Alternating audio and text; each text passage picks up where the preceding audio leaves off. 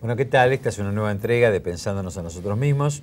Estamos con el doctor Jorge Aguad y vamos a seguir profundizando y aportando a esta construcción, a esta convocatoria que nos invitó a construir la presidenta cuando pidió democratizar la justicia. Y bueno, Jorge, vamos a hablar del Poder Judicial. ¿Qué es el Poder Judicial? ¿Cuál es el juez que esperamos? ¿Cómo resolvemos los conflictos? ¿Cuál es tu primera mirada, tu aproximación al tema? Sí, en realidad yo creo que esta discusión nos debemos desde hace muchos años, ¿no? Para no ir tan lejos hasta el fondo de la historia, creo que por lo menos desde el 83 en adelante claramente nos debemos esta discusión, porque en el medio hay un hecho histórico muy traumático por los argentinos que fue la dictadura, ¿no? Y esto yo creo que sí, allí sí se puede marcar un antes y un después, porque las estructuras del sistema judicial prácticamente no sufrieron modificaciones. Yo lo he dicho algunas veces, el mismo Poder Judicial que como estructura fue funcional a un Estado policial, de algún modo cuando iniciamos este proceso democrático en el 83, esa estructura prácticamente sin modificaciones permaneció inmutable a lo largo de todos los tiempos, ¿no? Terminó, es decir, rápidamente pasaron de la cachiporra a la toga, ¿no? Y yo creo que esto no es una cuestión menor, yo creo que ameritaba una discusión profunda. Pero no es solamente por el tema de los sujetos, sino porque los paradigmas de funcionamiento del sistema. Yo creo que hay gente que fue funcional a un determinado proyecto y modelo de país. Y bueno, yo creo que de algún modo esa misma gente, por lo menos una autocrítica nos merecíamos, a ver si realmente estaban en condiciones de producir los cambios históricos que se estaban dando en la sociedad misma. Y bueno, yo creo que lamento, por eso decía, lamento la coyuntura, pero yo creo que esta coyuntura en realidad a este debate lo contamina un poco porque están las especulaciones en cuanto a que se habla de que esto está politizado, que esto forma parte de un interés absolutamente ajeno a lo que realmente nos mueve a nosotros, digamos, como al interés genuino de la discusión. Y yo creo que en este sentido, quienes piensan así, evidentemente es parte de la estrategia de deslegitimación. Pero déjame aportarte algo a eso. A ver, sí está politizado, pero bien politizado. ¿Por qué? Yo recordaba cuando vos estás diciendo un par de fallos, digo, a veces parece que la justicia le es ajena al común de la gente, y veamos en algún par de actitudes que tuvo en sus fallos distintas cortes, cómo le cambió la vida a tantos argentinos. Hubo un fallo paradigmático que fue el que dictó o creó la doctrina de facto.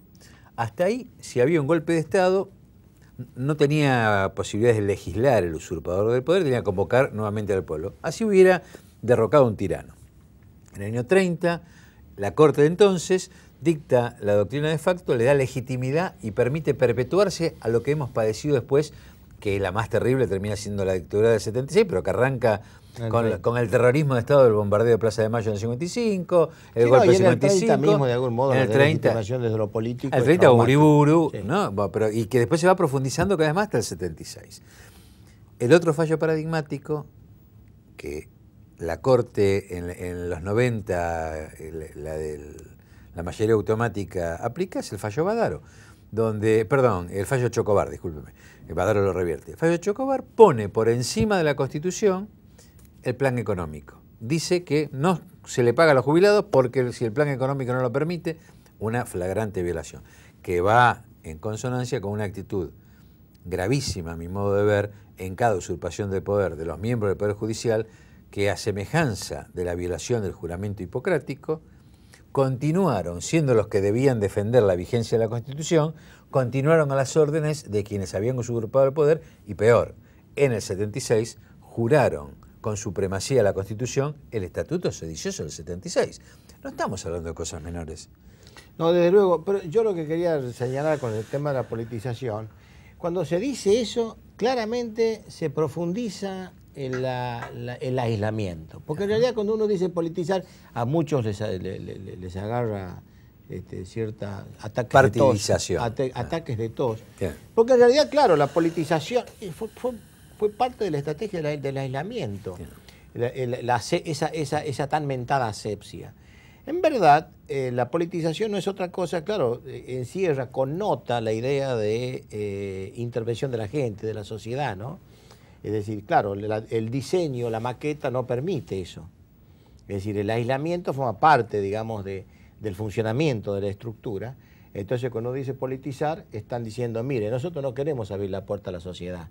Porque en definitiva la palabra politización, ¿por qué pensarla solamente en términos tan devaluados de la política? Entonces, es parte de la estrategia. Yo lo que creo que básicamente esta discusión que se abrió y que de algún modo fructificó, porque en realidad fue una, primeramente, los primeros, cuando surge el documento del 6 de diciembre, famoso de la Comisión Nacional por la Independencia del Poder Judicial, y que también lo suscriben otras entidades, entre ellos la Asociación de Magistrados, los cuales somos socios.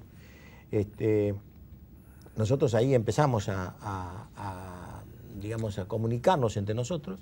Y bueno, y terminó el 27-28 en Biblioteca Nacional. Y esto tiene que ver con que nosotros lo que pensábamos era, vamos a dar la discusión. La discusión de democratizar el Poder Judicial no me parece una cuestión menor.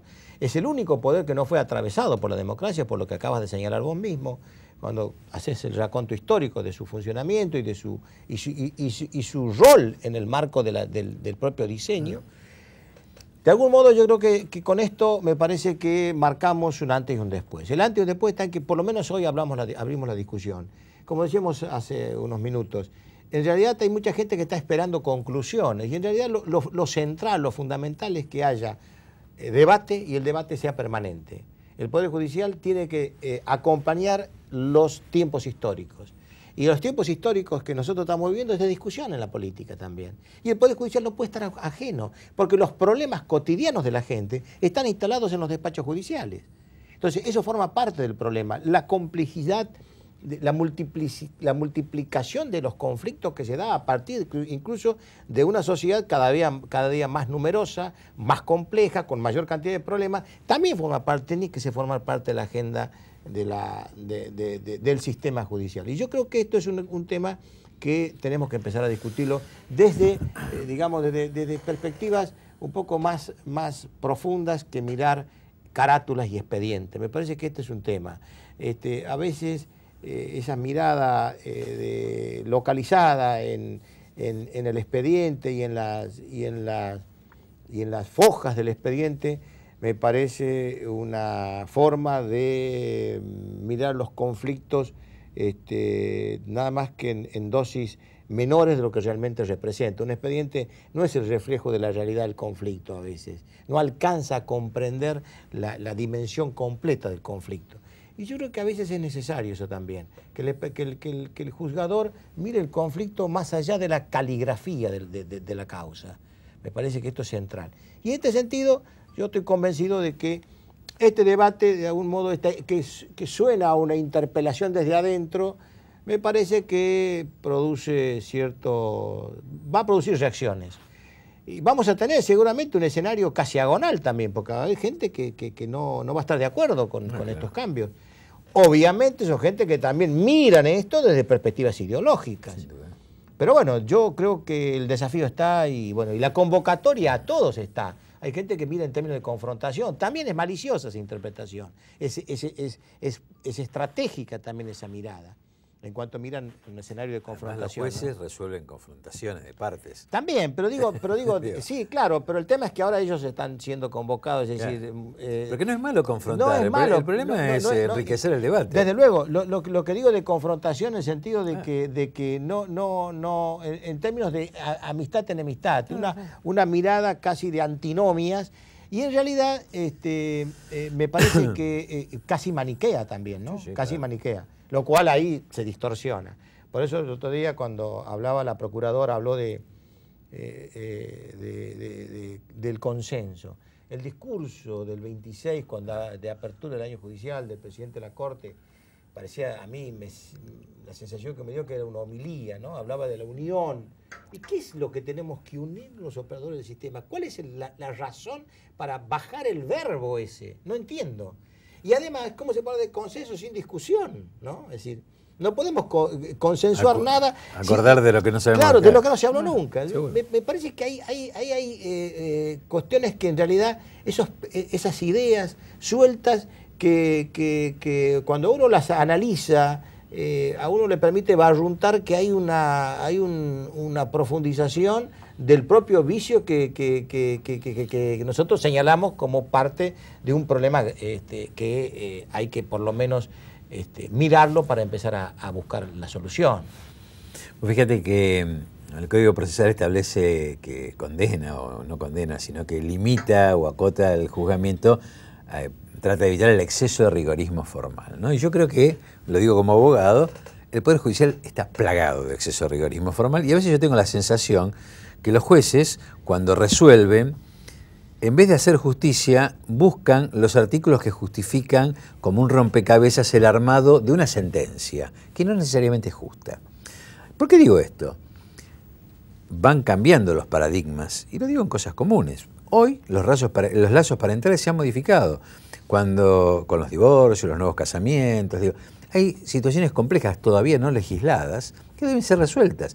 Bueno, es lo que hablábamos recién cuando hablábamos de la sociedad más compleja, ¿no? Es mucho más compleja. Es decir, los conflictos son mayores y están sin duda fuera de agenda a veces, pero hay que tomarlos como dato de la realidad y hay que empezar a pensar cómo resolverlo. Coincido plenamente. Bueno, yo creo que necesitamos un juez que mire la realidad. Yo creo que hay un modelo de juez que hoy está obsoleto, que no acompaña los tiempos históricos. Y hay muchos conflictos que se los mira solamente desde la letra fría de la ley, cuando en realidad me parece que ya es tiempo de una mirada más panorámica, ¿no? Y yo creo que, bueno, hemos tenido el caso de los cortes de ruta, el caso de el consumo de estupefacientes, que bueno, el fallo de la Corte con la cuestión del consumo de estupefacientes, digamos, de la tenencia para consumo. Bueno, son conflictos que hay que mirarlos en profundidad y como una cuestión, me parece que yo creo que el Poder Judicial, el sistema, todavía tiene paradigmas de ese estado policial del que hablábamos, ¿no? Yo creo que esto funciona así. Yo lo he vivido como fiscal en las causas, ¿no? Esto que Zaffaroni lo dice, la selectividad del sistema, ¿no? La selectividad responde a un esquema de funcionamiento social como un dispositivo claro. Es decir, es parte del diseño y del modelo de sociedad, una sociedad con una ideología determinada y que de algún modo define ese derecho que vos señalabas como parte de la propia estrategia general de la sociedad, ¿no? Bueno, vamos a pasar al próximo bloque y mientras hacemos la pausa quedémonos pensando si hay una justicia para ricos y una justicia para pobres. Bueno, volvemos enseguida.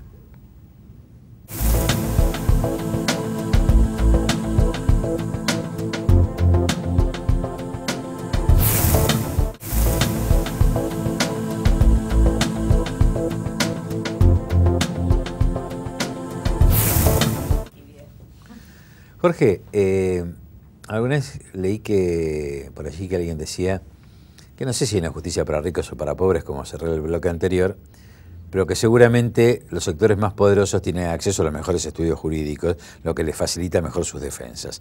Y que a veces los pobres, sobre todo los pobres de pobreza absoluta, ni siquiera tienen acceso a quien los defienda, o que los defienda bien, por lo menos, ¿no? Este también parece que es un paradigma. O sea, la justicia está para resolver los conflictos sociales. La justicia lenta no es como me enseñaron a mí cuando estudiaba Derecho, que era como una tortuga que tenía que ser lenta pero segura, porque puede llegar después de que la persona se muera, o después que sus derechos se hayan conculcado.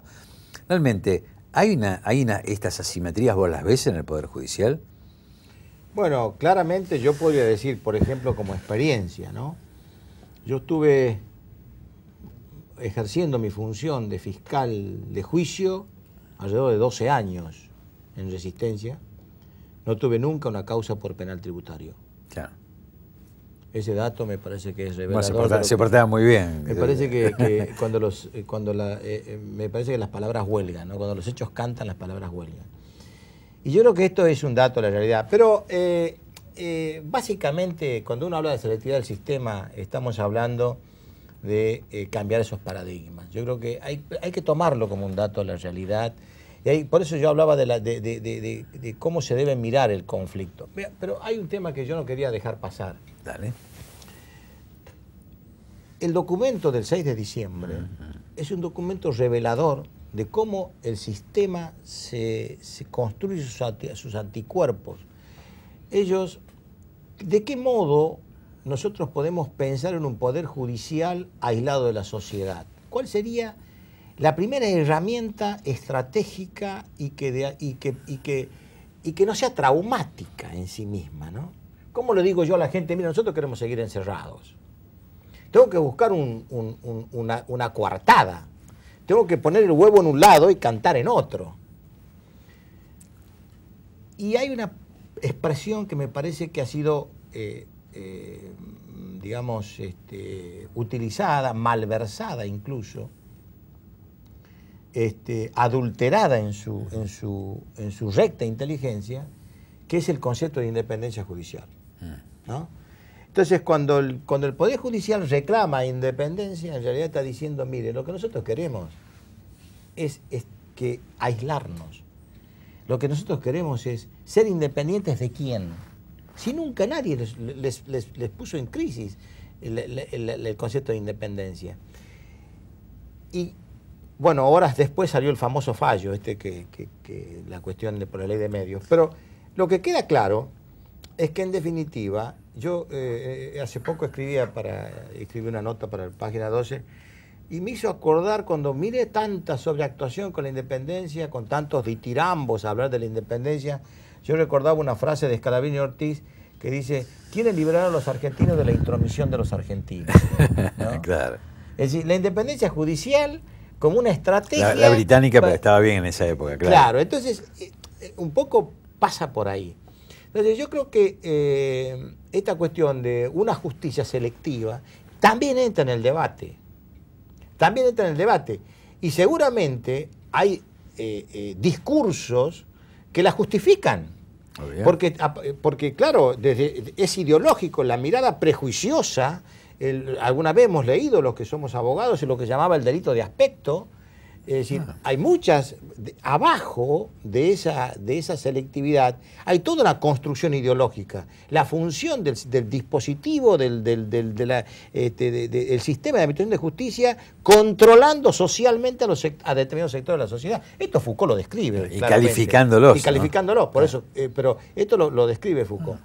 Y bueno, y yo creo que hay, adentro del sistema judicial hay un discurso dominante, ¿no? Y hay gente digamos que son al discurso lo sostienen, lo construyen, lo encarnan y además lo representan, lo vuelven operativo. Sí, aparte lo quieren, ¿no?, naturalizar. Por eso me pareció un coraje excepcional y realmente me alegro por los colegas abogados que ejercen la magistratura, que mostrando este paradigma kelseniano, ¿no? Es decir, del verdadero poder, del poder real, salieron a denunciar que hay que ser, si se quiere ser independiente, también del poder económico. Digo, a ver, no hay que estar sometido a poder alguno, hay que buscar el equilibrio, la ética, porque si no, hay todo un camino andado de dependencia en el mundo que trata de descalificar no solo a la estructura partidaria, a la política como gestora de políticas públicas, para privatizarla, para el gerenciamiento, para que sea el gerenciamiento el que lo sustituya.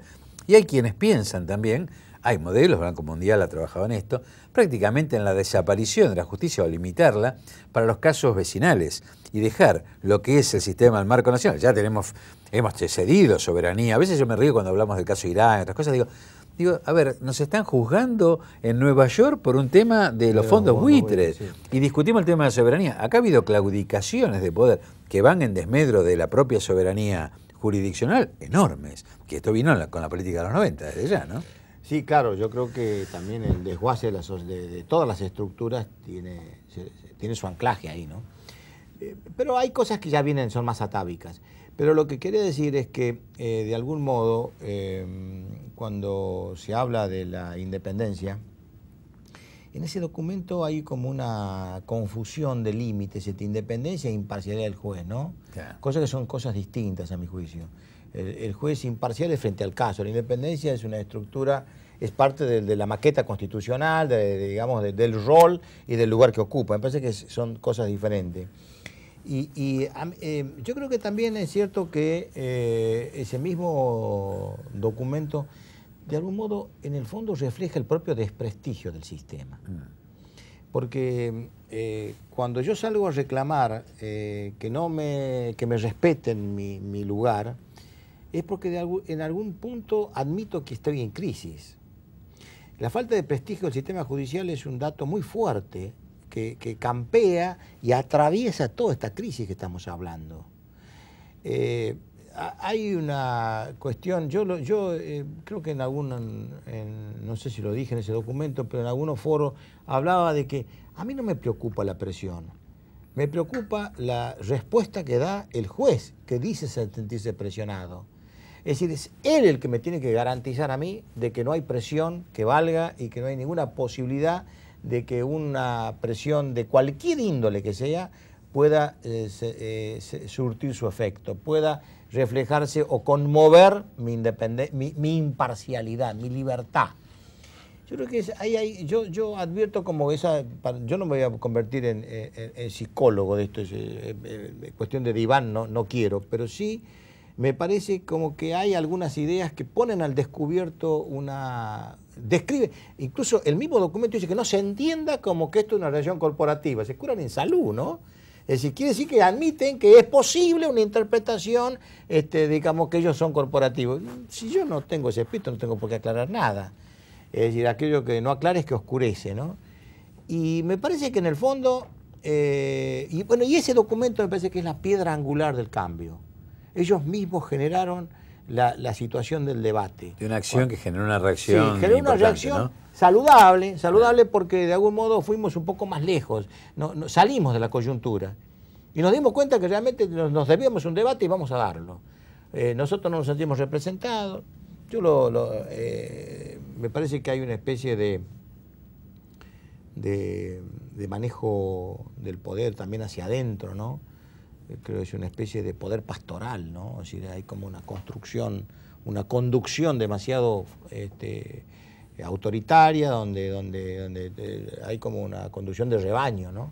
Y así apareció en ese documento, firmaron por la Asociación de Magistrados, firmando el documento el 6 de diciembre, yo también soy socio, y casi todos los que estábamos en esta reacción, digamos, de este foro de autoconvocados, somos socios, claro, y no nos sentimos representados. Socios no escuchados, además. Socios no escuchados, claro. Pero además, y yo el otro día dije, bueno, me hizo acordar a una frase que una vez la escuché, dice, bueno, ¿cómo no van a escuchar y a nadie le dan vela en su propio entierro, ¿no? Entonces, nuestras ideas no podían ser escuchadas.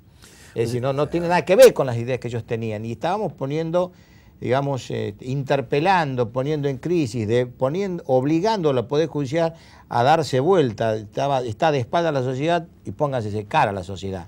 Y yo creo que esto también con eso les alborotamos el gallinero, ¿no?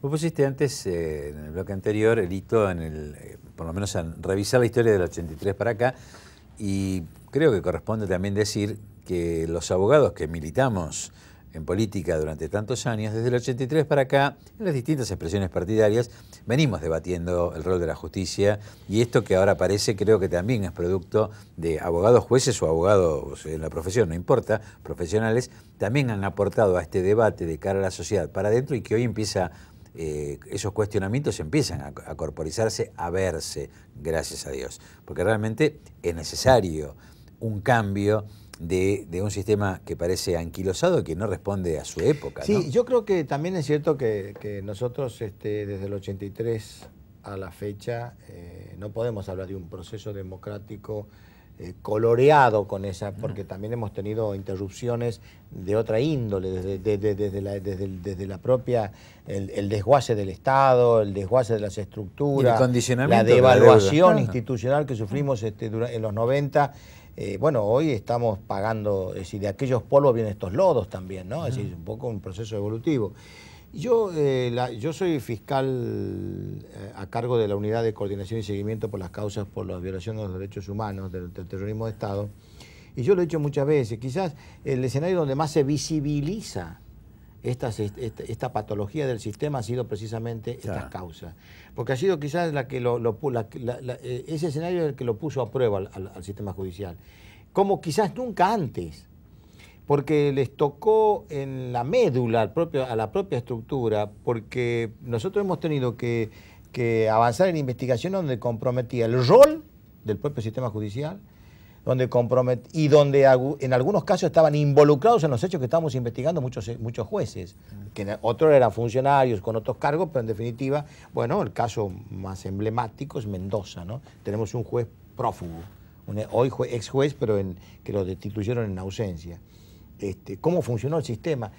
Hay que mirar cómo operó la estructura endogámica del sistema judicial en el marco de estas causas, como patología seria, grave. Como mínimo los jueces que no hacen lugar a los habeas corpus o Sí, denunciaban a los abogados que defendían a un desaparecido. Ese es el caso de los jueces que estuvieron involucrados. Ah.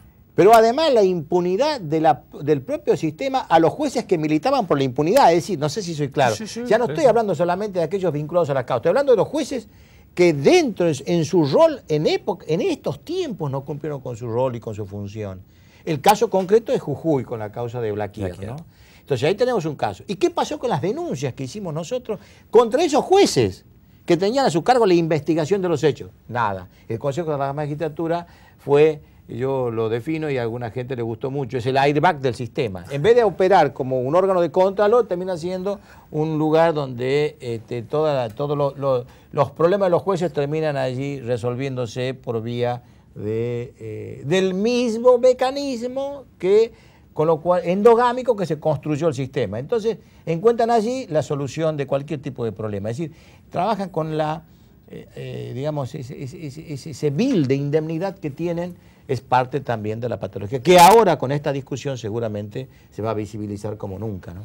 Jorge, nos terminó el tiempo y digo, me parece que de lo que estamos hablando es nada más y nada menos que de la paz social. Que haya una justicia real hace a la convivencia en paz. Sí, claro, incluso a propósito de lo que decís vos, hay una definición del proceso penal, básicamente, que dice que tiene un cometido de orden y un efecto de paz social.